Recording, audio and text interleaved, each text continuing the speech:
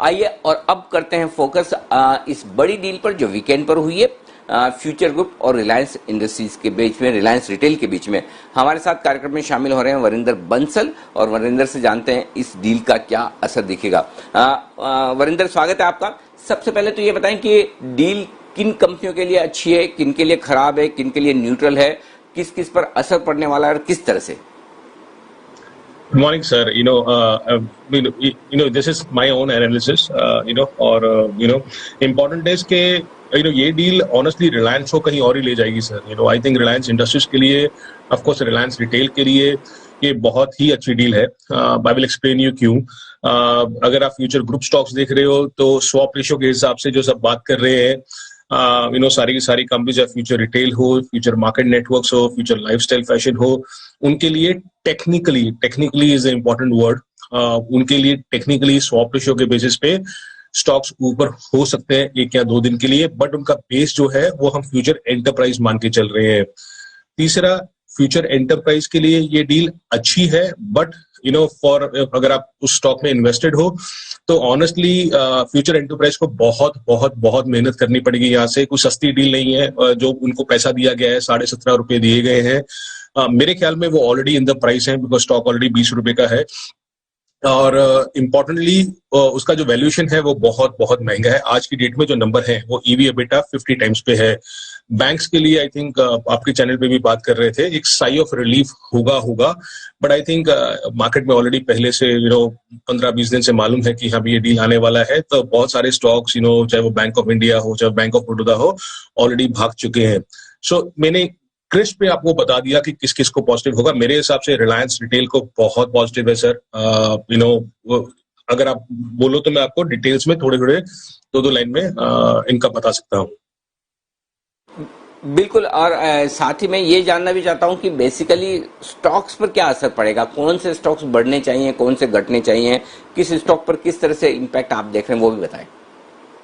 Sir आप देखिए, पहले रिलायंस इंडस्ट्रीज ने क्या किया। अभी 24,700 करोड़ में इसने पूरे का पूरा फ्यूचर ग्रुप का एम्पायर ले लिया। एम्पायर का मतलब है, सर, आप समझिए कि आज की डेट में रिलायंस के पास कुछ 28.5 मिलियन स्क्वायर फुट जगह है।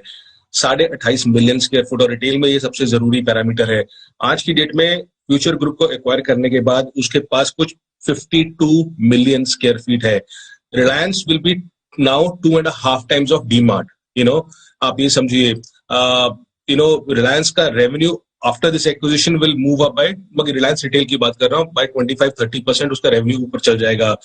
जो बात कर रहे हैं कि FY20 में जो एसेट्स रिलायंस रिटेल ने एक्वायर किए हैं फ्यूचर ग्रुप से, उसका एबिटा कम से कम 2200-2300 करोड़ रुपया है।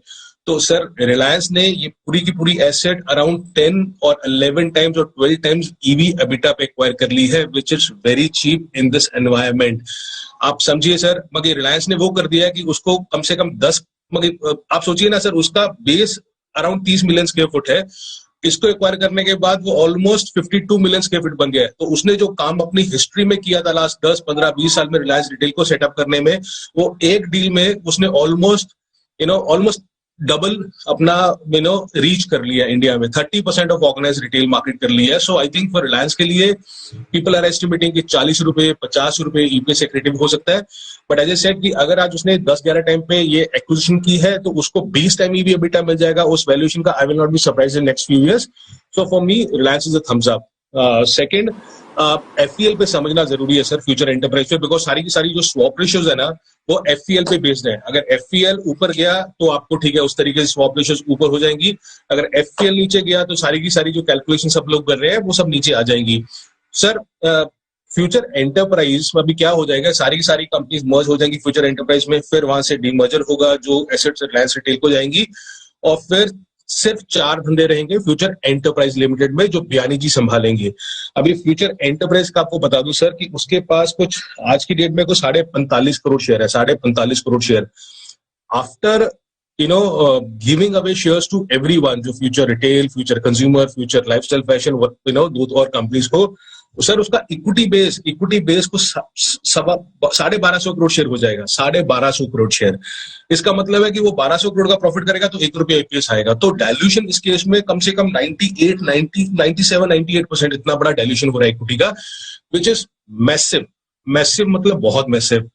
सो एक तो वो मेरे लिए ऑनेस्टली थोड़ा सा हल्का पॉइंट है। दूसरा इंपॉर्टेंट पॉइंट है सर कि उसने 2020 में जो नंबर किए हैं 7,300 करोड़ का सेल्स किया और कुछ 430-435 करोड़ का एबिटा किया। अगर मैं 2020 के नंबर पे कैलकुलेट करता हूं सर, तो उसको ईवी बाय एबिटा जो आज डील का वैल्यू है, जो प्राइस चल रहा है, it is 50 time sir, 50 time Titan trend उससे सस्ता ट्रेड कर रहा है। डीमार्ट 60 टाइम पे ट्रेड कर रहा है। सो आई डोंट अंडरस्टैंड उसको 50 टाइम का जो मल्टीपल मेरे हिसाब से एक्सेसिव है। एज ए सेड कि अगर रिलायंस ने 17.5 रुपए दिए हैं और उसका भाव 20 रुपए ऑलरेडी है, so again I don't see lot of room for the company to go up. Dilution is very bad. So मेरे ख्याल में एफईएल में कोई अपसाइड नहीं होना चाहिए राइट नाउ। अगर वो 2-3 चीजें कर देते हैं जो बयानी जी बोल रहे हैं कि मैं इंश्योरेंस बिजनेस भेज दूंगा, 4-5 हजार करोड़ वहां से आ जाएगा हमें, या हमारे जो लैंड एसेट्स थोड़ी सी पड़ी है उनको भेज दूंगा, तो उससे वो डेट फ्री हो सकता है। बट एफईएल में आज की डेट में भी 2300-2400 करोड़ का डेट है ऑलरेडी। अगर आप बोलो तो मैं आपको दूसरी कंपनीज का बताता हूँ सर। अगर आपको कोई क्वेश्चन है तो प्लीज क्वेश्चन पूछ लीजिए एफईएल के बारे में या रिलायंस के बारे में। नहीं, मेरा सवाल वही है कि स्टॉक्स के लिहाज से तो आप कह ही रहे हैं कि स्टॉक्स में रिलायंस के लिए पॉजिटिव है, रिलायंस और एफईएल के लिए साफ साफ नेगेटिव है, राइट? यस सर, यस बिल्कुल। यस तो बिल्कुल नहीं, क्लियर है एकदम, आपके ओपिनियन, एडवाइस, विश्लेषण एकदम साफ साफ है। तो यहाँ पर जो वरिंदर कह रहे हैं वो क्लियर कट है कि रिलायंस रिटेल के लिए ये बेहद पॉजिटिव है और फ्यूचर एंटरप्राइजेस के लिए प्राइस के लिहाज से नेगेटिव है, और इक्विटी डाइल्यूशन जो हो रहा है वो बहुत बड़ा है। तो ऐसे में फ्यूचर एंटरप्राइजेस में बने रहने में कोई समझदारी नहीं है आपके लिए। और बाकी स्टॉक थोड़े बहुत ऊपर का मुंह दिखा सकते हैं, लेकिन बाद में जी सर। और जो बाकी सारी कंपनीज है ना, चाहे फ्यूचर रिटेल हुआ, फ्यूचर कंज्यूमर हुआ, जो सारी की सारी कंपनीज हम बात कर रहे हैं ना स्वैप रेशियो के हिसाब से, आई पर्सनली थिंक कि don't be too much excited about that. Swap ratio is dependent on the technical factor where FEL will be. So आपको नहीं पता कि एफईएल कल अगले हफ्ते में 10 दिन में नीचे चला जाए 10-20%, तो आपका सारे का सारा स्वैप रेशियो चेंज हो जाएगा। दूसरा, इस डील को कंज्यूमेट होने में कम से कम 6-7 महीने लगेंगे। सो ये डील स्वैप रेशियो आपको एक दिन के लिए देखना नहीं चाहिए। ये जो एडजस्टमेंट होगा, चाहे ऊपर होगा, नीचे होगा, किस तरीके से होगा, it will take it 6-8 months, because आज की डेट में उसको एक्सचेंज का अप्रूवल, एनसीएलटी का अप्रूवल, सीसीए का अप्रूवल आना बाकी है सब चीजों के लिए। So a lot of things move up and down. So हो सकता है 1 या 2 दिन के लिए मस्ती हो, बट आप थोड़ा सा सावधान रहिए। बट इस डील में जो पैसा कमाएगा सर, जो बैलेंस शीट पे एसेट्स लेके आएगा, जो P&L में प्रॉफिट करेगा, इस केस में एक ही आदमी है सर, वो है रिलायंस।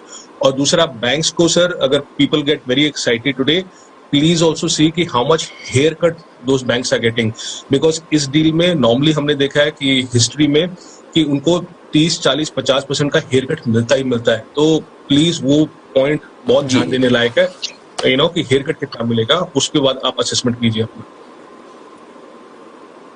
नहीं, बिल्कुल वो तो हमारा क्लियर कट कॉल है कि एफईएल अगर आज नीचे का सर्किट लगे और नीचे खुल जाए तो कोई बहुत बड़ी बात नहीं है। बाकी स्टॉक्स जो ऊपर बढ़ेंगे वहां पर आपको जब जैसे निकलना है वो ध्यान में रखिए, और रेशियो को आप जो भी प्राइस फ्यूचर एंटरप्राइजेस का मूव होता है नीचे की तरफ, उस हिसाब से रेशियो को रिवाइज करते चले, ये ज्यादा बढ़िया होगा। रिलायंस रिटेल के लिए पॉजिटिव है, ये लगातार हम कह रहे हैं। बहुत बहुत शुक्रिया।